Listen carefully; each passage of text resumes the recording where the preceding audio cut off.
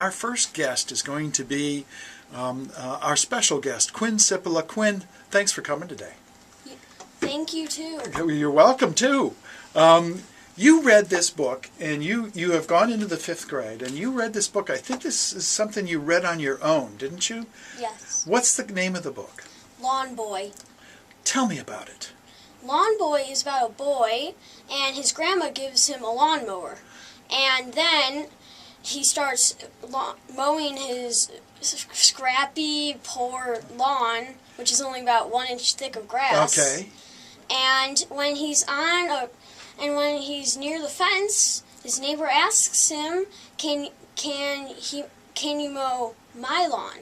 And then the same thing happens when he's mowing all the other lawns, and he starts a giant business. Whoa! Oh, now that's entrepreneurship.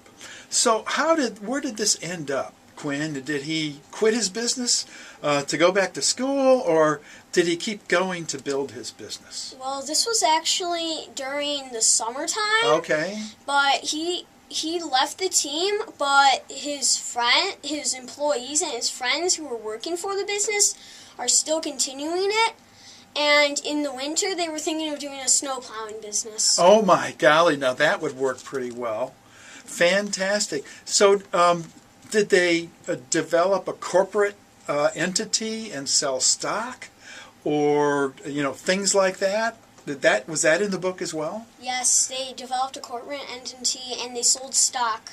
They sold stock of a coffin making company, and it was about $100 per share, so they sold a lot. And then they invested in this new stock for a new computer software. Oh my golly. And it was really, really low, like about $10 per share. But then it got higher and higher because a new company, probably Microsoft or Toshiba or Mac,